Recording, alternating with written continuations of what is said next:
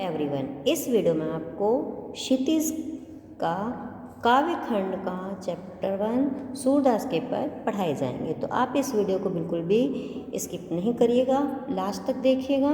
तो चलते हैं हम। सबसे पहले हम शॉर्ट में सूरदास जी के बारे में जान लेते हैं कि सूरदास जी का जन्म कब हुआ था। तो सूरदास जी का जन्म 1478 ईस्वी में हुआ था।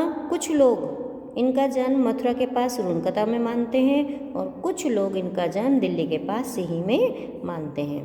तो इनका जो है गुरु थे, सूरदास जी के गुरु थे वल्लभाचार्य, और वल्लभाचार्य के जो शिष्य थे सूरदास जी, वो अष्टछाप कवियों में श्रेष्ठ सबसे अधिक प्रसिद्ध थे। तो जो है ये जो है मथुरा और वृंदावन के पास जो है गौ घाट पर रहते थे और श्रीनाथ जी के मंदिर में भजन कीर्तन करते थे। सूरदास जी का निधन जो है 1583 ईस्वी में पारसोली में हुआ था।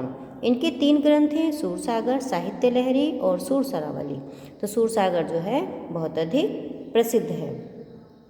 अब देखिए, जो इसमें आपके पास सूरदास जी के पद हैं वो सूरसागर से के भ्रमर गीत से लिए गए हैं।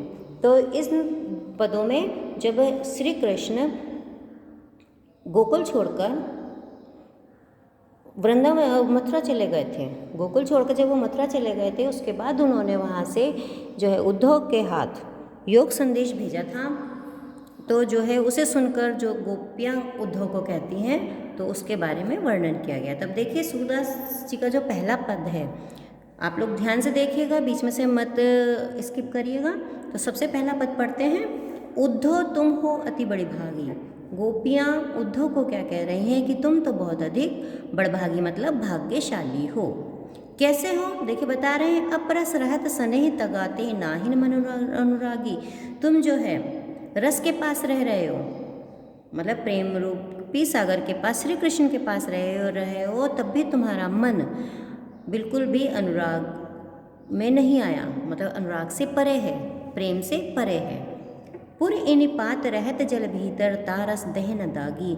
और गोपियों ने उद्धव को किस तरीके का बताया है कि जिस प्रकार से कमल का पत्ता पानी में रहता है और फिर भी उस पर पानी का कोई असर नहीं रहता, कि तुम तो बिल्कुल उसी तरीके से हो, कमल के पत्ते के तरह से हो। और फिर दूसरा उदाहरण दिया है गोपियों ने उद्धव के लिए, जो जलमह तेल की गागरी बूंद न तागो लागी, कि जिस प्रकार से तेल से भरी हुई गगरी होती है, कि तेल से भरा हुआ घड़ा होता है और उस पर पानी की बूंद का बिल्कुल भी असर नहीं होता। उन्होंने गोपियों ने उद्धव को इन दोनों तरह का बताया है। किस किस तरह का बताया है? तो कमल के पत्ते की तरह बताया है कि उस पर पानी का असर नहीं पड़ता, और तेल से भरी हुई गगरी की तरह बताया है कि उस पर भी पानी का असर नहीं पड़ता। प्रीति नदी में पाँव न बोरायो, दृष्टि न रूप परागी। गोपियाँ उद्धव को कह रही हैं कि तुम प्रेम रूपी सागर के पास रहकर भी बिल्कुल बोराए नहीं हो, पागल नहीं हुए हो, कोई असर नहीं हुआ है तुम्हारे ऊपर, और ना ही तुम्हें श्री कृष्ण की दृष्टि का, श्री कृष्ण के रूप सौंदर्य का भी कोई भी असर नहीं हुआ है। सूरदास अबला हम भोरी गुर चाटी ज्यों पागी। सूरदास जी कह रहे हैं कि गोपियाँ कह रही हैं कि हम अबला हैं, हम ऐसा हैं, अबला मतलब ऐसा आए हैं, हम तो भोरी हैं, बहुत अधिक भोली हैं। गुड़ चाटी जो पागी, हम तो गुड़ में चिपकी हुई चींटी की तरह हैं। जिस प्रकार से चींटी गुड़ के पास आती है तो वो मर कर ही साथ छोड़ती है, गुड़ से अलग होती है, उसी प्रकार से गोपियाँ अपने आप को बता रही हैं कि हम तो जो है श्री कृष्ण के प्रेम में पागल हैं, अब तो मरने के बाद ही जो कुछ भी होगा हमारा तभी होगा। अब देखिए यहाँ पर कुछ इंपॉर्टेंट क्वेश्चन आ जाते हैं कि गोपियों ने उद्धव को क्या कहा है? भाग्यशाली कहा है। क्यों कहा है? क्योंकि वो जो है प्रेम के सागर के पास रहते हैं, कमल की तरह हैं, कमल के पत्ते की तरह हैं, कि उन पर श्री कृष्ण का कोई भी असर नहीं हुआ है। और जो है गोपियाँ अपने आप को बहुत भोली और अबला असहाय कह रही हैं, और उन्होंने अपने आप को गुड़ में चिपटी हुई चींटी की तरह बताया है। अब देखिए दूसरा पद आपको समझ में आ गया होगा। अब हम चलते हैं दूसरे पद की ओर। अब देखते हैं हम दूसरा पद। अब देखिए, मन की मन ही मांझ रही, गोपियाँ उद्धव से कह रही हैं हमारे मन की बात तो हमारे मन में ही रह गई, मतलब जो हमारे मांझ मतलब अभिलाषा इच्छा, हमारे मन की इच्छा तो हमारे मन में ही रह गई। कहिए जाई कौन पे उद्धव नाही परत कही। अब ये बताओ हम अपनी मन की बात किससे कहने जाएं, कहाँ जाएं उद्धव तुम ही बताओ। हमारे मन की बात तो बिल्कुल हमारे मन में ही रह गई, हम कि कोई हमारी बात सुनने वाला नहीं है। अवधि आधार आस आवन की तन मन बिथा सही। गोपियाँ उद्धव से कह रही हैं हमें तो आस थी, अवधि मन समय, हमें बहुत समय से एक यही आस थी कि श्री कृष्ण जी आएंगे और हमारे मन की बात को सुनेंगे, हमारे मन का जो दुख है जो उसको सुनेंगे, हम अपने मन की बात उनके आगे कहेंगे। अब इन जोग संदेशनि सुन सुन बिरही बिरह दही। और अब जो श्री कृष्ण जी ने मथुरा से जो योग का संदेश भेजा है, ये तो सुन सुन के क्या हो रहा है, हमारे मन में जो बिछड़ने की आग थी, जो हमारा दुख था, उसको और अधिक बढ़ा रहा है। तो अभी बताओ हम क्या करें, कैसे रहें। चाहती हुती गुहार जितते उतते धार बही। हम तो जो है गुहार लगाना चाहते थे, अपने दुख की बात कहना चाहते थे। अब ये बताओ धार कहाँ जाए, क्या करें, अब हम क्या करें। सूरदास अब धीर धरही क्यों मर जादा न लही। सूरदास जी कह रहे हैं कि गोपियाँ कह रही हैं अभी बताओ हम कैसे धीरज रहें, कैसे हम मर्यादा ना लांघें। अब बताओ हमारा कौन सुनने वाला है, कोई नहीं हमारी बात सुनने वाला है।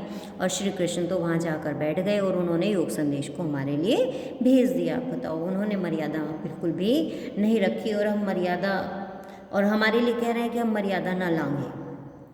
ये बात तो गई ना। आप देखिए नेक्स्ट पद की ओर चलते हैं। हमारे हरिहारिल की लकड़ी। गोपियाँ उद्धव से कह रही हैं श्री कृष्ण तो हमारे हारिल की लकड़ी हैं। जैसे कि पक्षी, हारिल पक्षी होता है वो लकड़ी को आधार बनाकर उड़ता है, तो उसी प्रकार से श्री कृष्ण जी भी हैं हमारी हारिल की लकड़ी के समान है। यहाँ पर एक क्वेश्चन आता है कि हारिल की लकड़ी किसे कहा गया है, तो हारिल की लकड़ी श्री कृष्ण को कहा गया है। मन क्रम वचन नंद नंदन उरी है दृढ़ करी पकड़ी।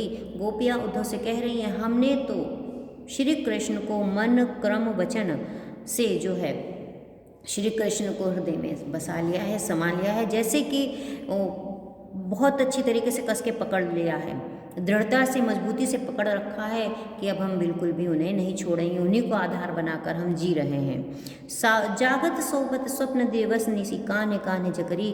और जागते सोते सपने में, दिन में, रात में हम तो सिर्फ बस कान्हा कान्हा करते रहते हैं। सुनत जोग लागत है ज्यों ज्यों करो ककड़ी। और ये जो श्री कृष्ण जी ने योग का संदेश भेजा है, इसे सुन सुन के तो हमें ऐसा लग रहा है जैसे कि कोई कड़वी ककड़ी किसी ने हमें दे दी हो, कि उसी प्रकार से हमें योग संदेश लग रहा है। तो यहाँ पर एक क्वेश्चन बनता है, योग संदेश गोपियों को किस तरीके का लग रहा है, तो किस तरीके का लग रहा है, कड़वी ककड़ी के समान लग रहा है। सु जो व्याधि हमको ले आए देखी सुनी न करी। उद्धव तुम ये जो बीमारी, व्याधि मतलब बीमारी, ये जो बीमारी तुम लेकर आए हो, ये ऐसी बीमारी तो हमने ना कभी देखी है ना सुनी है। तुम ऐसी बीमारी जो है हमें सुना रहे हो, ये तो हमने आज तक ना देखी है ना सुनी है। ये तो सूर तिन्ही ले सीपो जिनके मन चकरी। सूरदास जी कह रहे हैं कि गोपियाँ उद्धव से कह रही हैं ये तो उनके लिए अच्छी है, ये जो तुम योग संदेश दे रहे हो जाकर उन्हें सुनाओ, उन्हें के लिए बढ़िया है जिनके मन चक्री के समान घूमते रहते हैं, मतलब जिनके मन चंचल हैं। चक्री मत को यहाँ पर चंचलता से लिया गया है कि जिनके मन चंचल के समान घूमते रहते हैं, भटकते रहते हैं। ये तो योग संदेश जाकर तुम उन्हीं लोगों को सुनाओ, उनके लिए अच्छा है ये योग संदेश, हमारे लिए ये योग संदेश बिल्कुल बेकार है। तो यहाँ पर इम्पोर्टेंट है ये पैराग्राफ कि हारिल की लकड़ी किसे कहा है, हारिल की लकड़ी श्री कृष्ण के लिए कहा गया है। और जो है कड़वी ककड़ी किसको जो है कड़वी ककड़ी के समान बताया है, तो योग संदेश को कड़वी ककड़ी के समान बताया है। और योग संदेश कैसे लोगों को देने के लिए कहा है, जिनका मन चंचल है, जो इधर उधर भटकता रहता है, ये योग संदेश उन लोगों को देने के लिए कहा है। अब देखिए लास्ट है हमारे पद हैं श्री कृष्ण के, तो आशा है आप लोगों ने स्किप नहीं करी होगी, ध्यान से सुन रहे होंगे, आपको समझ में भी आ रहा होगा। हरि है राजनीति पढ़ियाई। गोपियाँ कह रही हैं कि श्री कृष्ण मथुरा जाकर उन्होंने क्या करा है, राजनीति पढ़ी आए हैं, तो उन्होंने राजनीति पढ़ ली है। समुझी बात कहत मधुकर के समाचार सब पाए। मधुकर किसके लिए प्रयोग हुआ है? श्री कृष्ण के लिए। अब हमें समझ में आ गया है ये जो उन्होंने समाचार भेजा है हमारे लिए, ये जो योग संदेश भेजा है, इससे अब हम बहुत अच्छी तरीके से समझ गए हैं कि श्री कृष्ण ने अब तो राजनीति पढ़ ली है। अति चतुर होते पहले ही अब गुरु ग्रंथ पढ़ाए। एक तो वो पहले से ही बहुत अधिक चतुर थे, बहुत अधिक होशियार थे पहले से ही, और अब तो उन्होंने गुरु ग्रंथों को भी पढ़ लिया है। बड़ी बुद्धि जानी जो उनकी योग संदेश पढ़ाया। अब हम समझ गए हैं कि उनकी बुद्धि और अधिक बढ़ गई है। इस योग संदेश को भेजने के बाद जब उन्होंने ये योग संदेश भेजा है उससे अब हम बिल्कुल समझ गए कि उनकी बुद्धि बहुत अधिक बढ़ गई है, इसीलिए तो उन्होंने ये योग संदेश हमारे पास भेजा है। उद्धव भले लोग आगे के परहित डोलत धाय। उद्धव, हम बहुत भले लोग हैं और हमारा मन बिल्कुल स्थिर है, श्री कृष्ण के प्रति बिल्कुल स्थिर है, जो बिल्कुल भी नहीं डोलता है। अब अपने मन फेर पाइए चलत जूहते चुराए। और अब वो जो श्री कृष्ण जी है हमारे मन फेरने के लिए बात कर रहे हैं, और जो कि हमारा मन चुरा कर पहले ले गए हैं, और अब हम कह रहे हैं कि हमारा मन फिर जाए, हम बदल जाएं। ये कैसे हो सकता है? खुद ही सोचो तुम कि जो है कि अपने साथ हमारा मन चुरा के ले गए श्री कृष्ण, और अब ये योग संदेश भेज के हमारा मन बदलना चाह रहे हैं। अब हमारा मन श्री कृष्ण के प्रति अनुराग में बिल्कुल डूबा हुआ है, अब हमारा मन नहीं बदलेगा। ते क्यों अनीति करे आपनु, जे और अनीति छुड़ाए। और ये जो श्री कृष्ण जी है हमारे साथ अनीति क्यों कर रहे हैं, और ये अनीति क्यों कर रहे हैं, और जो है दूसरों से भी अनीति करवाना चाहते हैं। राजधर्म तो यह सूर जो प्रजा न जाहि सताए। सूरदास जी कह रहे हैं कि गोपियाँ कह रही हैं कि राजधर्म तो ये होता है कि जो कि प्रजा की भलाई करे, अपनी प्रजा को ना सताए, प्रजा के जितने भी कष्ट होते हैं, जितने भी दुख होते हैं, उनका निवारण करे। राजधर्म यही कहता है कि जो है अपनी प्रजा का हर स्थिति में हर तरीके से ध्यान रखे, वही अच्छा राजा होता है। तो आशा है आपको सूरदास के पास समझ में आ गए होंगे अच्छे से, और आप लोगों ने पूरी वीडियो देखी होगी, बीच में से स्किप नहीं करी होगी। आपको अच्छी लग रही है तो आप लोग वीडियो को लाइक अवश्य करें। Thank you.